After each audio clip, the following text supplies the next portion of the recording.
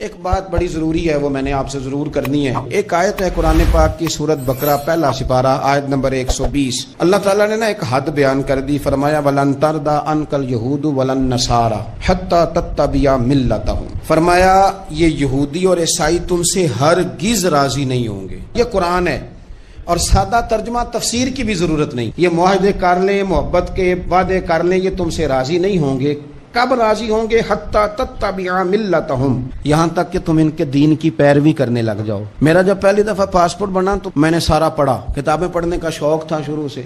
اس کے ہر صفحے پہ لکھا ہے کہ سوائے اسرائیل کے، یعنی آپ پوری دنیا میں یہ سبز ہلالی پاسپورٹ لے کے جا سکتے ہیں، خبردار اسرائیل آپ یہ پاسپورٹ لے کے نہیں جا سکتے۔ یعنی اتنی نفرت کسی ملک سے کہ اس پر لکھ کے چھاپ دیا ہر صفحے پر کہ یہ پاسپورٹ سوائے اسرائیل کے ہر ملک کے لیے کارآمد ہے۔ میرا سوال ہے عرب کے ان لیڈروں سے جنہوں نے اسرائیل کے ساتھ معاہدہ کیا، مجھے بتاؤ تمہیں فلسطین کی بیٹیاں بھول گئی نا ساری کی ساری؟ تمہیں وہ ماں بھول گئی نا جو مسجد اقصیٰ کے دروازے پہ کھڑی ہو کے چیخیں مارتی تھی اور کہتی تھی کوئی علی کو خبر کرو کہ میری بچیاں قید میں ہیں؟ وہ بھول گئی؟ تمہیں وہ بہن بھول گئی نا جس پر شراب کی بوتل انڈیڑتے تھے اسرائیل کے فوجی؟ وہ آپ کو ابھی بھی ویڈیو مل جائے گی۔ وہ انڈیلتے تھے شراب کی بوتل، اسے پکڑتے تھے، دست درازی کرتے تھے، اور وہ بیٹی کہتی تھی یا رحمت للعالم۔ بھول گیا تمہیں وہ سارا کچھ؟ تم نے 1 منٹ لگایا اور تم معاہدہ کس سے کروا رہے ہو؟ امریکہ کے صدر سے؟ اتنا ظلم کیا تم نے، اتنا قاتل کے ساتھ معاہدہ؟ کیا سمجھتے ہو فلسطین والوں کا کوئی والی وارث نہیں؟ سنو، میرے رسول کریم صلی اللہ علیہ وسلم نے فرمایا میرا کوئی مالدار امتی دنیا سے چلا جائے، پیسے جائیدادیں چھوڑ کے، نبی پاک صلی اللہ علیہ وسلم نے فرمایا مسلمان ایک جسد واحد کی طرح، ایک جسم کی طرح، ایک حصہ تکلیف میں ہو تو دوسرا اس کی درد محسوس کرتا ہے۔ انسان کے وجود کے اندر سب سے قیمتی اس کا دماغ ہوتا ہے، اسی سے سوچتا ہے، اسی سے وہ عمل کرتا ہے، اسی سے منصوبہ بندی کرتا ہے، اسی سے وہ مومن ہوتا ہے، اسی سے معاذ اللہ کافر ہوتا ہے۔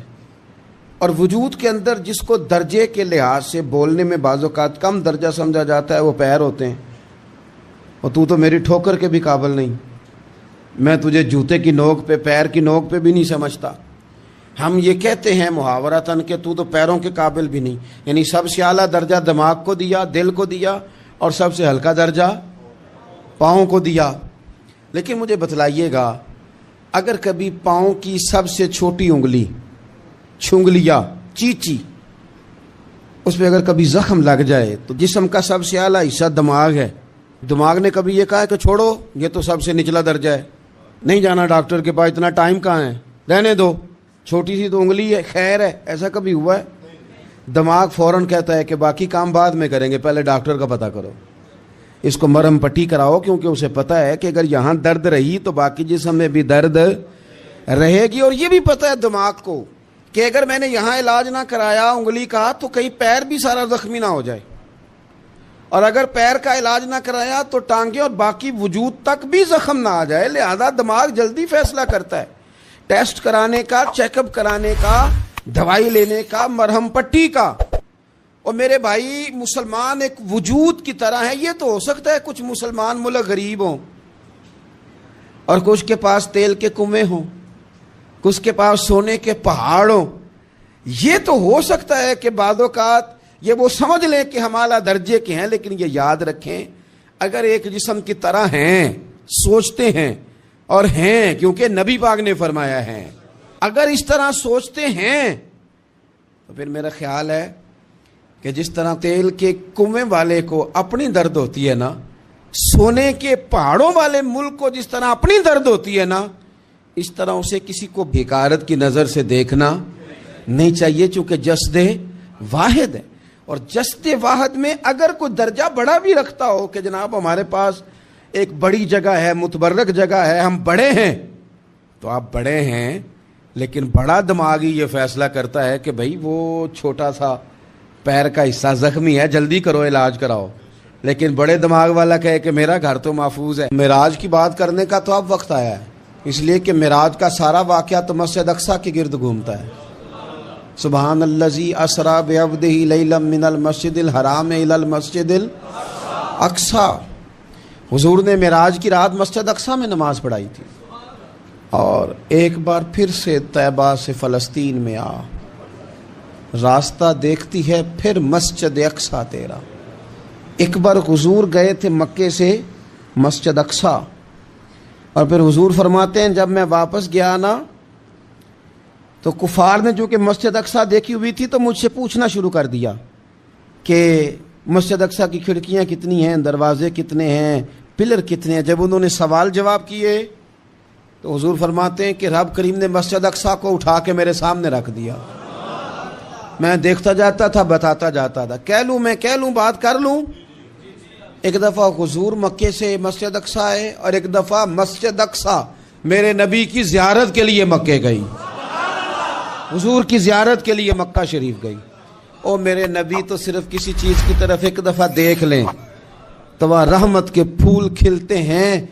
مسجد اقصیٰ کی طرف منہ کر کے 17 مہینے میرے نبی نے نماز پڑھی ہے۔ مسلمانوں پتہ ہی کوئی نہیں، ہماری خبریں ہی اور ہیں، ہمارا درد ہی اور ہے، ہمیں پتہ ہی نہیں بم کہاں برس رہے ہیں، ہمیں یہ خبر ہی نہیں۔ اور میں اس دور میں تقریریں کر رہا ہوں جہاں سوتوں کو جگانا نہیں پڑتا، جاگتوں کو جگانا پڑتا ہے۔ سیانے لوگوں کو سمجھانا ہمارے ذمہ لگ گیا، کیا کریں؟ اس قوم کو سکھانا پڑتا ہے جسے پتہ سارا ہے لیکن جان بوجھ کے آنکھیں ہماری بند ہیں۔ یہ مولوی کو بات کرتا تو لوگ کہتے دیکھو مولوی گالی دیتا ہے، لیکن اگر قائد اعظم محمد علی جناح کہے کہ اسرائیل امریکہ کی ناجائز اولاد ہے تو پھر تو تمہیں ہضم کر لینا چاہیے نا، پھر تو لبرل کو بھی ہضم ہونا چاہیے نا کہ قائد اعظم نے کہا ہے، اور اس ناجائز بچے کو تم نے اتنی طاقتیں دے دی کہ وہ مسلمانوں کے قبلہ اول میں نماز پڑھنے والوں کو بھی نہ بخشے۔ کہاں گئی تمہاری وہ انسانی حقوق کی بڑی بڑی تنظیمیں، کدھر گئی؟ اور میرا پاکستانی میڈیا سے بھی سوال ہے، چند دن پہلے سیالکوٹ میں ایک واقعہ ہوا، ناانصافی ہو گئی جی، ناانصافی ہو گئی جی ایک بی بی کے ساتھ، ہر بندے نے شور مچایا، بڑے بڑے طوفان اٹھتے ہیں، کیوں ہوا جی کیوں ہوا؟ تو مسجد اقصیٰ کی توہین ہو گئی تو پھر طوفان کیوں نہیں اٹھا؟ ٹاک شو کیوں نہیں ہوئے؟ بحثیں کیوں نہیں ہوئی؟ میں اس موم بتی مافیا کا کیا کروں؟ ان لبرل لوگوں کا کیا کروں؟ ان کے سپورٹروں ووٹروں کا کیا کروں؟ ان سیاسی جماعتوں کے کارکنوں کو کیا نام دوں کہ جو ان فضول بحثوں میں تو وقت ضائع کرتے ہیں، اور وہ مسجد اقصیٰ جس کے بارے میں میرے نبی پاک صلی اللہ علیہ وسلم سے ایک صحابیہ نے پوچھا تھا، یا رسول اللہ مسجد اقصیٰ میں نماز پڑھنا کتنا کو بہتر ہے باقی نمازوں کے مقابلے میں؟ تو حضور نے فرمایا 1000 گنا بہتر ہے۔ بی بی عرض کرنے لگی سونیا میں جا تو نہیں سکتی، دل بڑا کرتا ہے۔ تو حضور نے فرمایا جا نہیں سکتی تو وہاں تیل ہی بھجوا دے، جس میں حاضری لگوانے کی حضور بات کریں جس مسجد میں۔ اور نبی پاک علیہ السلام نے فرمایا خاص کر کے سفر کرنا ہوا تو 3 مسجدوں کے لیے کرنا، ایک مسجد حرام بیت اللہ کے لیے، ایک مسجد نبوی کے لیے، اور تیسرا مسجد اقصیٰ کے لیے۔ بیت المقدس مسجد اقصیٰ معمولی جگہ نہیں، حضور نے فرمایا 3 سفر کرو تو سمجھنا ہم عبادت کر رہے ہیں۔ کون کون سے؟ فرمایا اگر بیت اللہ جاؤ تو عبادت سمجھ کے جانا، مسجد نبوی کی طرف جاؤ تو عبادت ہے، اور مسجد اقصیٰ کی طرف جاؤ تو یہ بھی عبادت ہے۔ اور فرمایا مسجد اقصیٰ میں جس نے ایک نماز پڑھی اسے 25,000 نمازوں کا ثواب ملے گا۔ اور میرے رسول پاک نے یہ وہ مسجد ہے جس کے ساتھ معراج شریف جڑا ہوا ہے۔ قرآن پاک نے کہا کہ اس مسجد میں سبحان الذی اسری بعبدہ لیلا من المسجد الحرام الی المسجد الاقصی۔ مسلمانوں قرآن کہتا ہے کہ تمہارے معراج کی شان رسول پاک کی مسجد اقصیٰ سے جڑی ہے۔ جس محبوب کو رب معراج کرائے تو مسجد اقصیٰ میں لا کے کرائے۔ وہ جگہ معمولی جگہ ہے، وہ معمولی جگہ ہے مسجد اقصیٰ۔ نبی پاک نے وہاں نبیوں کی امامت کرائی، 17 مہینے اس مسجد کی طرف منہ کر کے تیرے اور میرے رسول نے نمازیں پڑھی۔ چھوٹی جگہ ہے، اور پوری دنیا کا مسلمان اسے چاہیے شرم سے گڑ جائے۔ ایک امریکہ کا صدر بول کے کہتا ہے کہ اسرائیل کو اجازت ہے اسے دارالحکومت بنائے، اور مسلمان حکمران بیان دے رہے ہیں ظالموں لٹیروں تم اپنی سیاستیں چمکانے کے لیے پہلے ایک دوسرے کو گالیاں دیتے ہو، پھر اکٹھے بیٹھ جاتے ہو نمبرنگ کرنے کے لیے۔ تم دین کے اس مسئلے میں سارے اکٹھے کیوں نہیں بیٹھے؟ سارے پاکستان کے سیاستدانوں کو، علماء اور مشائخ کو چاہیے تھا ایک پیج پہ اکٹھے ہوتے، اکٹھے بیٹھ کے ایک بیان ہی دے دیتے، ایک بات ہی کر دیتے. پھر میرا سلوٹ ہے ترکی کے صدر کو، پھر میرا سلوٹ ہے ترکی کے صدر کو. اس نے بہت عرصہ پہلے کہا تھا مسجد اقصی میری خواب میں آئی تھی اور رو کے کہتی تھی آئے مجھے کوئی صلاح الدین ایوبی کا ماننے والا، کوئی آئے مجھے بچائے. کہتے میری خواب میں آئی تھی اور روتی تھی، کہتی تھی کوئی آئے. اور ایک شاعر نے کہا مسجد اقصی نبی پاک کو بھی بلاتی ہے، کہتی ہے ایک بار پھر طیبہ فلسطین میں آ، راستہ دیکھتی ہے پھر مسجد اقصی تیرا، ایک بار پھر سے طیبہ سے فلسطین میں آ، راستہ دیکھتی ہے پھر مسجد اقصی تیرا. کوئی بولا نہیں اتنا مقدس مقام، چھوٹے چھوٹے بیانوں کہیں اکٹھے ہو جاؤ، میں بتاتا ہوں تمہیں مسئلے کا حل کیا ہے. میں بتاتا ہوں دو کام کرو. ایک کام وہ کرو جو حضرت سلمان فارسی نے کیا تھا، سنو سنو حل سنو مسئلے کا. میں چھوٹا آدمی ہوں پر حل سنو مسئلے کا. زندگی میں ایک کام مسلمان کر لے، جٹ بن کے، بھٹ بن کے، رائی بن کے، پاکستانی، مصری، سعودی بن کے بڑا جی لیا. ایک کام وہ کرے جو حضرت سلمان نے کیا تھا. جب ایک کافر نے پوچھا آپ کا نام کیا ہے تو فرمایا میرا نام اسلام ہے. بولیے سارے میرا نام. کہا تمہارے باپ کا نام؟ فرمایا اسلام. دادا کا نام؟ کہا اسلام. پردادا کا نام؟ بازو تیرا توحید کی قوت سے کمی ہے، اسلام تیرا دیش ہے تو مصطفی ہے. ایک کام وہ کرو جو حضرت سلمان نے کیا تھا. کافر جب پوچھے تو کہو ہم سارے اسلام ہیں. ہم سارے کیا ہیں؟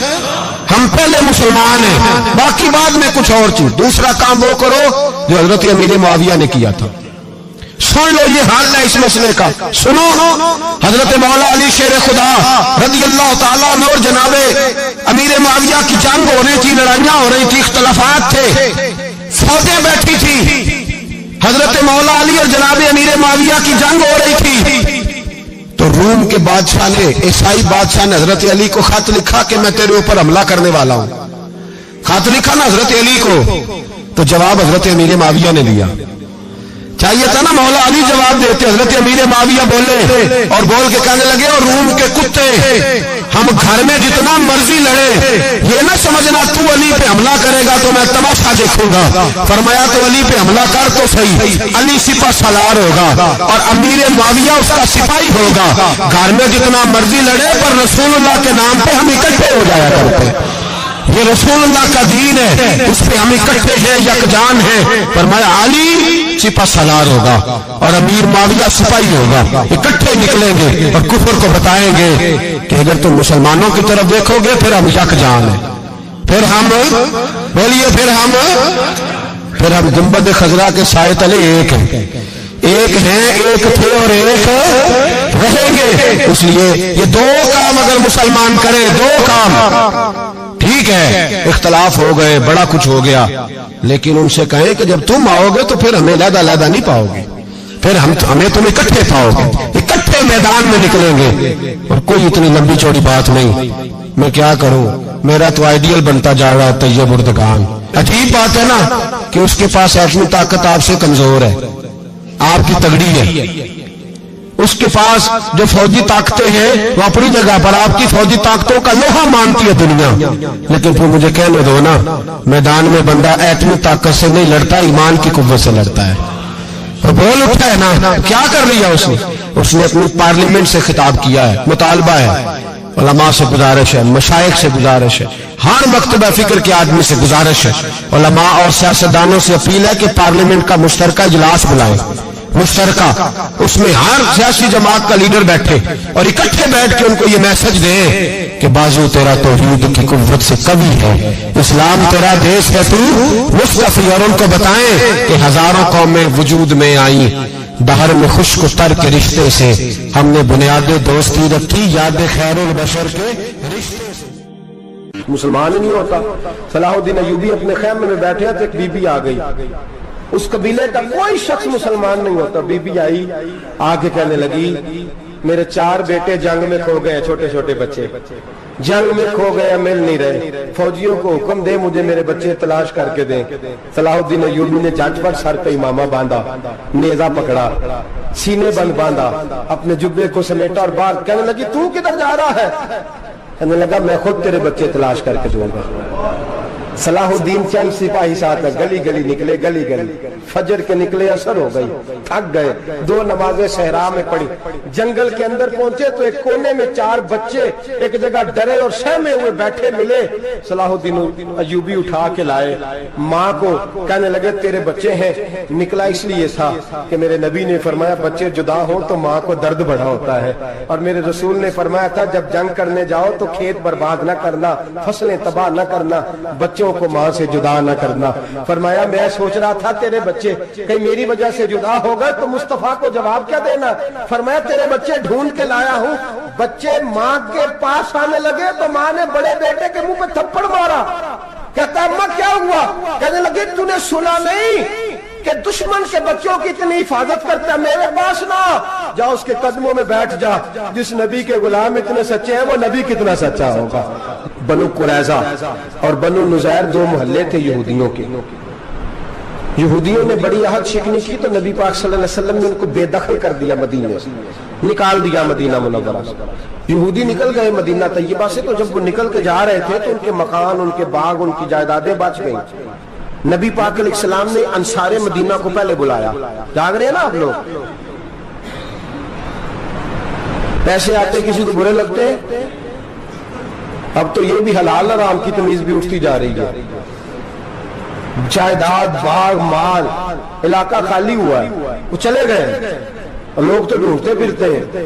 اللہ خیر فرمائے، شاملہ جگہ ملتی نہیں ان شہروں میں، وہ کس کس نے نام کرا لی، کدھر گئی ہے کوئی خبر ہی نہیں، خالی جگہ پڑی ہے۔ میرے نبی پاک علیہ السلام نے پہلے انصار مدینہ کو بلایا، حضور نے فرمایا انصاریوں بہت بڑی جائیدادیں یہودیوں کی، بنو نذیر اور بنو قریظہ محلے خالی ہو گئے، میرا دل کرتا ہے وہ تمہیں دے دوں، اس لیے کہ تم نے اپنے مہاجر بھائیوں کے ساتھ بڑا تعاون کیا، جائیدادیں تم نے دے دی ہیں، مکانات دے دیے ہیں، بڑا کچھ تم نے دیا ہے، میرا دل کرتا ہے وہ تمہارے نام کر دوں۔ تو انصار مدینہ کیا کہنے لگے یا رسول اللہ دے تو ہم نے دیا ہے پر وہ بیچارے جھچکتے ہی رہتے ہیں، وہ جھچکتے ہی رہتے ہیں، کھل کے ہماری چیزیں استعمال نہیں کرتے۔ تو حضور ہم تو پہلے ہی انصار ہیں، ہمارے پاس بڑا کچھ ہے، آپ مہربانی فرمائیں وہ سارا کچھ مہاجروں کو دے دے مہاجرین کو، ہمیں نہیں چاہیے۔ اب چلے گئے بات کر کے، میرے حبیب پاک نے مہاجروں کو بلا لیا، فرمایا بنو نذیر اور بنو قریظہ قبیلے کی جائیدادیں آئی ہیں، تمہارے پاس بظاہر جو چیزیں ہیں بھی وہ بھی انصار مدینہ کی ہیں، تو میرا یہ خیال ہے کہ وہ سارا کچھ تمہیں دے دیا جائے۔ ابو بکر صدیق رضی اللہ تعالیٰ عنہ کہنے لگے یا رسول اللہ صلی اللہ علیہ وسلم ہمارے انصار بھائیوں نے ہمارے لیے دل تک کھول دیے ہیں، حضور انہوں نے ہر چیز بانٹ کے ہمارے سامنے رکھ دی ہے، ہم اتنے خرد غرض ہیں کہ سارا کچھ لپیٹ جائیں۔ کہا حضور ہمارے پاس جو مکان ہے وہ ہے، ہم کاروبار کر رہے ہیں، تجارتیں کر رہے ہیں، مزدوریاں کر رہے ہیں، ہم انشاءاللہ اور بنا دیں گے، آپ یہ ہماری طرف سے ہمارے انصار بھائیوں کو گفٹ کر دیں، آپ انہیں دے دیں۔ میرے حبیب کی آنکھوں میں آنسو آ گئے، میرے نبی پاک علیہ السلام رو پڑے، یا رسول اللہ آپ کیوں روتے ہیں؟ فرمایا تمہارا یہ بھائی چارہ قائم رہا تو اللہ اسلام کو بڑی قوتیں عطا فرمائے گا، اللہ طاقتیں دے گا اسلام کو، اگر تمہارا یہ رنگ قائم رہا، یہ انداز، میرے غلاموں تمہارے یہ طور طریقے، ایک بھائی کہتا ہے دوسرے کو، دوسرا کہتا ہے تیسرے کو۔ مسلمانوں کی نا ایک تعداد لڑتے لڑتے لڑتے لڑتے دور چلے گئی، تاتاریوں نے قید کر لیا، 4 مسلمان تھے، تبلیغ کرنے گئے، جنگ کرنے گئے، جہاد کرتے کرتے کافروں سے لڑتے لڑتے تاتاری قوم میں چلے گئے، وہاں قید کر لیے گئے تو سزائے موت کا حکم ہوا، 4 بزرگ تھے، سزائے موت کا حکم ہوا تو تاتاری بادشاہ جو تھا وہ بڑا خلاف تھا، بڑا سخت مخالف تھا مسلمانوں کے، اس نے کہا کہ ان کو جب پھانسی دینا نا مسلمانوں کو تو میرے سامنے دینا۔ اب 4 عالم ہیں، 4 صوفی ہیں، سفید داڑیاں، سر پہ امامے، پھانسی کا وقت آیا تو جو پھانسی گھاٹ ہے وہ ایک ہے، چاروں کو کٹھے پھانسی نہیں ہو سکتی، ایک کو کہا کہ ایک ایک کر کے ان کو پھانسی دو۔ جب پھانسی کا وقت آیا نا تو جو سب سے پیچھے صوفی تھے وہ دوڑ کے آگے آئے، کہنے لگے بادشاہ پہلی باری میری لگا، पहली। अब बादशाह ने कहा ठीक है इसे लटका दो। वो करीब आए तो दूसरे दौड़ आए, कहने लगे नहीं नहीं पहली बारी में, मैंने ज्यादा काफिर कत्ल किए, मेरा बड़ा जुर्म है, मुझे पहले सजा दो। उनको फांसी देने लगे तो तीसरे आ गए, कहने लगे नहीं ये तो मेरा कत्ल करता था, रास्ते मैं बताया करता था, ढूंढ के मैं बतलाता था कि यहाँ ज्यादा तादाद है, मुझे पहले फांसी दो। तीसरे के साथ बात हो रही थी तो चौथा दौड़ा आया, कहने लगा ये रास्ते बताता था, ये तबलीग करता था, ये सारा कुछ करता था, लेकिन कहा ये कहते थे चलो वापस चलते हैं, मैं जाने नहीं देता था, मैं कहता था और काफिर मारने और इलाके फतह करने, मेरा जुर्म बड़ा है, मुझे पहले फांसी दो। बादशाह कहने लगा मुझे 35 साल हो गए हुकूमत करते, बड़ी दुनिया को फांसी दी है, लोग तो एक दूसरे को धक्के देते हैं कि पहले तू जा पहले तू जा, और तुम कैसी कौम हो कि एक दूसरे पे कुर्बान हो रहे हो। कहने लगा तुम एक बाप की औलाद हो, जाग रहे आप लोग, तातारी बादशाह काफिर बादशाह इस्लाम की मुखालफत कर दो, एक बाप की औलाद हो का नहीं, एक कबीले के रहने वाले हो का नहीं, एक मुल्क के रहने वाले हो नहीं। उसने कहा रिश्ता क्या है तुम्हारा, रिश्ता क्या है? तो बोल के कहने लगे खुदा एक है नबी एक है, खुदा एक है और नबी मुनफरद एक है, इस कौम की नुकसान भी एक ही सबका नबी, अल्लाह भी कुरान भी एक, क्या ही अच्छा था होते अगर मुसलमान भी एक, यूं तो सैयद भी हो मिर्जा भी हो अफगान भी हो, तुम सभी कुछ हो बताओ कि मुसलमान भी हो। फरमाया हमारा अल्लाह एक है नबी एक है, तो कहा फिर एक दूसरे पे जान क्यों देते हो? फरमाया हमारे नबी ने हमें भाई भाई बना दिया है, भाई का दिल नहीं करता उसकी आंखों के सामने भाई चला जाए, हमारा दिल नहीं करता पहले मुझे दे पहले मुझे दे। बादशाह कहने लगा तुम्हारा जज्बा मुझे मुतासर कर गया, जाओ मैं तुम चारों को आजाद करता हूं, तुम्हें आजाद करता हूं। मेरे दोस्तों ये रंग था, देखे ना, ये इस धरती ने निजाम देखा है ना, इस फलक ने पहली बार देखा, इस जमीन ने पहली बार, और मेरे हज़रत साहब फरमाया करते थे जमीन तड़प के रोई, उसने पहली दफा देखा। ओहद का मैदान है, 3 सहाबा तपती हुई जमीन पे जख्मों से चूर चूर पड़े हैं। हजरत अनस बिन नजर रज़ी अल्लाह ताला अन्हु पानी का प्याला लेके पहुंचे, एक जख्मी से कहा तुझे पानी पिलाना है, तो कहने लगा मेरे जख्म थोड़े हैं, वो जो साथ पड़ा उसके जख्म गहरे हैं, पहले उसे पानी पिला दे, जा उसे दे दे। उसके पास पहुंचे तो वो कहने लगा वो मुझसे पहले गिरा था, उसका जख्म ज्यादा गहरा है, उसे पानी पिला। तीसरे के पास गए तो कहने लगा चौथा तड़प ज्यादा रहा है, उसकी उम्र ज्यादा है, मैं तो जवान बर्दाश्त कर लूं, बुढ़ापे की वजह से निढाल हो गया, पहले उसे पानी पिला। चौथा कहने लगा पांचवें के पास जा, पांचवा कहने लगा छठे के पास जा। हजरत अनस बिन नजर कहते मैं रो पड़ा, मैंने कहा मोहम्मद के गुलामों, रसूल ने तुम्हें कैसा जज्बा दे दिया है, जुबानें प्यास से बाहर है लेकिन तुम्हारी अखुबत मरते दम तक कायम है। कहते मैं 7वें के पास गया तो कहने लगा अगर 6 कुर्बानी दे सकते हैं तो मुझे खुद गर्ज न समझ, मैंने नहीं पानी पीना, जा पहले के पास ले जा। कहते मैं पहले के पास आया तो रूह परवाज कर गई, दूसरे के पास आया तो रूह परवाज कर गई, मैं 7वें तक आया तो इंतकाल कर गए। कहते पानी का प्याला मैंने उठाया और मैंने जमीन पे रखा तो मैंने कहा पानी गवा रहना, मोहम्मद के गुलाम मर तो जाते हैं पर एक दूसरे का ख्याल बड़ा रखा करते हैं, गवा रहना ये मर जाया करते लेकिन एक दूसरे का दर्द। मेरे दोस्तों लुटा हुआ बर्मा, रोते हुए मुसलमान, सिसकियां और आहें लेती हुई माएं पूछती हैं ए खासा ने रसूल वक्त दुआ है, उम्मत पे तेरी आके अजब वक्त पड़ा है, वो दीन जो बड़ी शान से निकला था वतन से,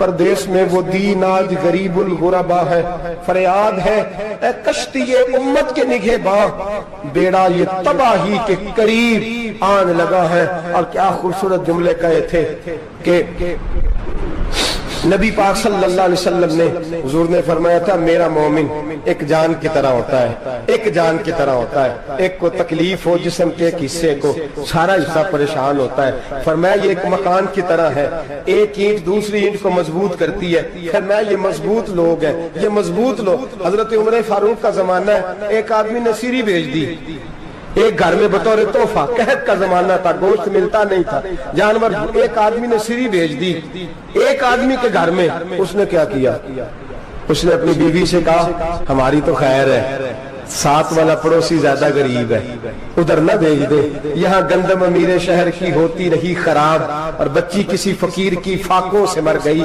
کہا ساتھ والے پڑوسی کے گھر سے میں کئی دنوں سے بھوک کی آوازیں وہاں بھیج دے۔ اس کے گھر گئی تو اس کی بیوی شوہر کو مشورہ دیتی ہے، کہتی ہے میرے بچے تو دلیر ہے، ساتھ والے کے چھوٹے ہیں، وہ گزارا نہیں، ادھر نہ بھیج دیں۔ ادھر گئی، ایک روایت ہے 7 گھر، ایک روایت ہے 21 گھر، 21 گھروں میں گھومتی ہوئی وہ شریف پھر پہلے کے گھر میں آ گئی، اور پہلا صحابی کہنے لگا صرف تو نے محمد کا کلمہ نہیں پڑھا، باقی 20 نے بھی پڑھا ہوا ہے، صرف تو نے ہی رسول اللہ سے یہ درس نہیں لیا، باقیوں نے بھی لیا ہے، اور صرف تیرے اندر ہی جذبہ اظہار نہیں، تو ہی صرف مسلمانوں سے پیار نہیں کرتی، سارے پیار کرتے ہیں۔ وہ شریف پھر آ گئی، اب کیا کرنا ہے، اب کیا کرنا ہے؟ تو امام نبوی نے لکھا ہے، وہ کہنے لگی کرنا کیا ہے، پکاؤں گی میں اور کھائیں گے 21 گھر، پھر بھی اکیلے نہیں کھائیں گے، پکاؤں گی میں اور کھائیں گے 21 گھروں کے مطابق شوربہ پکا، اور پھر برتن میں ڈال کے وہ بی بی ایک کے گھر کا دروازہ کھٹکھٹاتی ہے، کہتی ہے مصطفیٰ کے غلاموں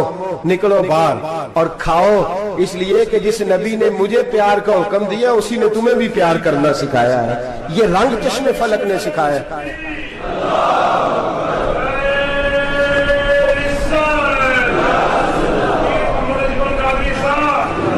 آپ کی بڑی مہربانی، زندہ باد وہی ہے جس کو اللہ رسول زندہ باد فرمائے، بڑی مہربانی، اللہ جزا دے۔ عرض یہ کرنے جا رہا تھا کہ رسول کریم صلی اللہ علیہ وسلم نے پیغام دیا امت کو، فرمایا کہ دیکھیں نا کتنے بڑے لفظ ہیں، یہ نہیں فرمایا دوزخ میں جائے گا، یہ نہیں فرمایا کہ اسے جہنم کی سزا ملے گی، میرے نبی نے فرمایا میں اسے مومن مانتا ہی نہیں، میں اسے مسلمان اپنا مانتا ہی نہیں۔ حضور کسے؟ فرمایا جو پیٹ بھر کے کھاتا ہے اور اس کا ہمسایہ بھوکا سو جاتا ہے، میں مومن ہی نہیں مانتا۔ سزا تو تب ملے گی نا کہ جب میں کسی سزا کا اعلان کروں، میں مانتا ہی نہیں، وہ میرا ہے ہی نہیں، خود پیٹ بھر کے کھا رہا ہے، ہمسایہ اس کا بھوکا، میں نہیں مانتا۔ انما المؤمنون اخوہ، مومن بھائی بھائی، میں مانتا ہی نہیں اسے۔ اور میرے حبیب پاک اتنے بڑے لفظ حدیث میں اور کہیں نہیں ملیں گے، آپ کو اتنے بڑے جملے کہیں نہیں ملیں گے۔ میرے نبی پاک نے فرمایا اللہ کہے گا قیامت کے دن، کون؟ اتنے بڑے لفظ حدیثوں میں ملتے نہیں جتنے یہ ہیں۔ حضور نے فرمایا رب فرمائے گا بندے سے کہ میں تیرے پڑوس میں بھوکا تھا، تو نے مجھے روٹی کیوں نہیں کھلائی؟ کون کہہ رہا ہے؟ اللہ کہہ، میں بھوکا تھا تو نے روٹی نہیں دی، میں ننگا تھا تو نے کپڑا نہیں دیا، میں پیاسا تھا تو نے پانی نہیں پلایا، میں بیمار تھا تو تیمارداری۔ یا اللہ نہ تو کھاتا ہے، نہ پیتا ہے، نہ کپڑا پہنتا ہے، نہ تو بیمار ہوتا ہے، لا تاخذہ سنۃ ولا نوم، تجھے بیماری آتی نہیں، اونگ نیند نہیں آتی، میرے مالک تو میرے پڑوس میں تھا۔ تو حضور فرماتے ہیں رب فرمائے گا وہ جو بندہ تیرے پڑوس میں بھوکا تھا تو بندہ تو میرا ہی تھا نا، وہ جو بندہ تیرے پڑوس میں ننگا تھا تو بندہ تو میرا ہی تھا نا، وہ جو تیرے پڑوس میں پیاسا تڑپتا رہا تو وہ میرا ہی بندہ تھا۔ تو دوائی لینے جائے تو بڑے اسپتال میں اور اس بیچارے کو 20 روپے پرچی کے بھی میسر نہ آئے تو میرا ہی بندہ تھا۔ میرے دوست خیال کر اور یاد رکھ، یہ جو ہمسائے ممالک میں ظلم ہوتے ہیں، زیادتیاں ہوتی ہیں، ہمارے گھر کا پنکھا اچھا چلتا ہے، ہم جلوس اس وقت نکالتے ہیں جب ہماری لائٹ بند ہوتی ہے، ہم جلوس اس وقت نکالتے ہیں جب ہمارا ایسا جو ہمیں تنگ کرتا ہے، ہم اس وقت درد محسوس کرتے ہیں جب ہمارے گھر تک آگ آ جاتی ہے۔ یہ جو باہر آگ جل رہی ہے یہ تیرے گھر بھی آ سکتی ہے، یہ جو باہر فساد ہو رہا ہے یہ تیرے دروازے تک آ سکتا ہے۔ میرے رسول پاک نے ایک جان، مسلمان کو ایک جان قرار دیا۔ مجھے بتائیے انگلی کو کٹ لگ جائے، مسلمان ایک جان ہے نا، انگلی کو لگ جائے کٹ، دماغ کہتا ہے میں نے نہیں سوچنا اس کے بارے میں نے اس کے درد کو محسوس نہیں کرنا، انگلی کی درد ہے، انگلی جانے اس کا کام جانے، ایسے ہی ہوتا ہے نا۔ بولے پیروں سے کہتے ہیں، انگلی کہتی ہے چل ڈاکٹر کے پاس، پیر کہتے ہیں نہیں میں نے نہیں جانا، انگلی کا کام ہے انگلی جائے، ایسے ہی ہے نا۔ دل سے کہتے ہیں تو تڑپ تھوڑا سا، انگلی کو درد ہے، کہتے میں کیوں تڑپوں، انگلی کا ماما، انگلی جانے اس کا کام جانے۔ ٹیلی فون کرنا ہے ڈاکٹر صاحب کا پتہ کرنا ہے تو کان کہتے ہیں میں نے نہیں بات سننی ڈاکٹر صاحب کی، زبان کہتے ہیں میں نے نہیں بولنا، انگلی جانے، ایسا ہوتا ہے۔ پیر احتجاج کرتے کہ میں نے ڈاکٹر کے پاس، میں کیوں چکر کھاتا پھروں ڈاکٹر کی دکان کی، انگلی کو درد ہے انگلی جانے، ایسا ہوتا ہے بھئی۔ میرے رسول پاک نے فرمایا مسلمان ایک جان ہے، تو درد برما کے مسلمانوں کو ہو رہا ہے تو پاکستانی کہہ رہے ہیں کوئی بات نہیں، وہ جانے ان کا کام جانے، ایک جان ہے نا، درد ہونا چاہیے، تکلیف ہونا چاہیے، پھٹے پہ باتیں ہوتی ہیں اس موضوع پہ۔ असेंबली पे गुफ्तगू हुई है इस मौजू पे? आपकी सूबाई असेंबली में इस मौजू पे बोली है? आपके काउंसिल इस मौजू पे बोले? हम तो अपनी अपनी सियासतें, अपने अपने तमाशे, अपने अपने चक्रों में लगे हुए। वो दरिया के अंदर सिसकते मुसलमान, बंगाली कहते हैं हमारे नहीं, बर्मी कहते हैं हमारे नहीं, पाकिस्तानी कहते हैं हमारे नहीं, तुर्की कहते हैं, वो किसके हैं? वो किसके हैं? वो अल्लाह के बंदे हैं, मोहम्मद अरबी के गुलाम है सल्लल्लाहु अलैहि वसल्लम। लेकिन मेरे दोस्तों, क्या हमें क्या गर्ज है? वो जाने, उनका काम जाने। ये जब तेरे पैरों तक आग आएगी फिर तुझे पता चलेगा ये बड़ी सख्त आग है। आज जिस काफर ने बर्मा पर अरसा दराज तंग किया है, मुसलमान थोड़े थोड़े मुफाद लेने की खातर ना बनु अब्बास और बनु उमैया की जंग चल रही थी। बनु अब्बास जो थे वो गालिब आ गए, बनु उमैया जो थे उनकी हुकूमत खत्म हो गई। तो ईसाइयों ने बनु उमैया से कहा कि हम तुम्हारे साथ ताउन करते हैं, हम तुम्हारे साथ ताउन करते हैं और बनु अब्बास पे गलबा पा के तुम्हें हुकूमत दिलाते हैं। बनु उमैया बड़ी जद्दोजहद कर रहे थे बादशाही के लिए, लेकिन उन्होंने कहा कि हम लड़ रहे हैं, कोशिश कर रहे हैं, लेकिन हमें किसी काफिर की मदद की जरूरत नहीं। हम जितना मर्जी लड़े लेकिन काफिरों के हाथों बनु अब्बास को मरवाने को हम तैयार नहीं। हमें खबरदार, तुम्हारा आपस का मामला है, हम खुद निमट लेंगे, तुम्हें इजाजत नहीं देते तुम अंदर कूदो और कूद करके तुम फसादात पैदा करो और मुसलमानों के अंदर तकसीम करो। मेरे दोस्तों, मुसलमान को सोचना चाहिए, सोच बड़ी रखनी चाहिए। घर की जंग से निकल अब बहू सास के झगड़े से बाहर आ जा, अब मल्ले की सियासत छोड़ के बाहर का सोच। अब इस्लाम को तेरी हाजत है। अब पूरी दुनिया जब मुसलमान को देखे ना, फेसबुक यूज होती है, उस पर नौजवान जब इस्लाम की बात करने लगेगा, उस पर जब बड़ा इस्लाम की बात करने लगेगा, पूरी दुनिया में पैगाम जाएगा कि मुसलमान अब जागने लगा है, मुस्लिम खाबीदा बेदार होने लगा है, अब इसकी आंखें खुलने लगी है, अब ये अपने मजहब की बात करता है, अब ये अपने मुल्क से, सूबे से, बरादरी से निकल कर बोलता है, अब ये कहता है कि बाजू तेरा तौहीद की कुव्वत से कवी है, इस्लाम तेरा देश है, तू मुस्तफवी है। अब ये बड़ी सोच रखता है, अब ये आलमी बात करता है। मेरे दोस्तों, हमारा तो हाल ये है, इमाम आज़म अबू हनीफा का फतवा है, आप फरमाते हैं जो मौलवी आलमी हालात से बाखबर ना हो वो जुमे की तकरीर ना करे, वो मुसलमानों की रहनुमाई नहीं कर सकता।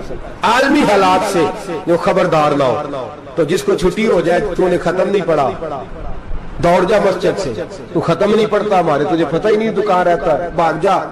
वो आलमी हालात पे बात करेगा, क्योंकि बेचारे को तो पता मेरी सवेरे छुट्टी हो जानी है। सियासत का लफ्ज़ छेड़ा नहीं तो मैं गया नहीं। याद रखे, वो जो बेदारी है, वो जो आला ज़र्फ़ी है, वो जो बड़ी सोच है, वो जो मिल्लत की सोच है, वो जो कौमियत की सोच है, वो जो आगे बढ़ने का ज़ाविया, वो तो अंदर इकबाल कहते हैं गला तो घूंट दिया अहले मदरसा ने तेरा, गला तो घूंट दिया अहले मदरसा ने तेरा। तुझे तो मदरसे वालों ने प्लेट पकड़ा दिया कि जा सवेरे लंगर इकट्ठा करके ला और दोपहर को रोटियां मांग के ला और देख आज मरा कौन है, खत्म किसका पढ़ना है। तो गला तो घूंट दिया अहले मदरसा ने तेरा, अब कहां से आएगी सदा ला इलाहा इल्लल्लाह। तो घूंट दिया तेरा गला, तू कैसे बड़ी बात करेगा। बड़ी बात के लिए बड़ी सोच चाहिए, बड़ी तवज्जो चाहिए, बड़ी कोशिश चाहिए, बड़ा हौसला चाहिए। मुसलमान छोटी छोटी लड़ाई में, छोटी छोटी जंग में, एक दुकानदार दूसरे दुकानदार से लड़ रहा है, गली वाला दूसरी गली वाली से लड़ रहा है, मोहल्ले वाला मोहल्लों पे एतराज, एक शहर में रहने वाले मैंने दूसरे मोहल्ले पे एतराज करते देखे। यकीन करें, एक शहर में रहने वाले, इलाके में बसने वाले कहते हो भाई तौबा है, उस मोहल्ले तो अल्लाह ही बचाए। ला हौला वला कुव्वत। वो जो तकसीम दर तकसीम की सोच है, उसने छोटे छोटे टुकड़ों में, छोटे छोटे टुकड़ों में मुसलमानों को बांट दिया है। छोटी छोटी तकसीम है, छोटा छोटा हमारा मिजाज है, छोटी सोच है। बड़ी सोच की बात सुनिए, सलाहुद्दीन अय्यूबी, जाग रहे हैं ना आप लोग। तुस आखने हजरत साहब एडी वड्डी गल छेड़ छड़ी है, इसका मतलब ही कोई नहीं, किन्ने बर्मा जाना है तो किन्ने मदद करनी है। मैं तो भाई फरीजा सर अंजाम दे रहा हूँ। मेरे नबी ने फरमाया बुराई को या हाथ से बदल, हाथ से नहीं बदल सकता तो जुबान से तो बोलना। तो मैं माजूर हूँ, कमजोर आदमी हूँ, हाथ से बदलने की ताकत नहीं रखता, तो दूसरे दर्जे पे तो मुझे अमल करने दो ना। असर करे न करे सुन तो ले मेरी फरियाद, नहीं है दाद का तालिब ये बंदा आजाद। रोने तो दो, तड़पने तो दो, आहे तो बहाने दो, सिस्कियां तो लेने दो, मार खाइए तो तड़पने तो दो।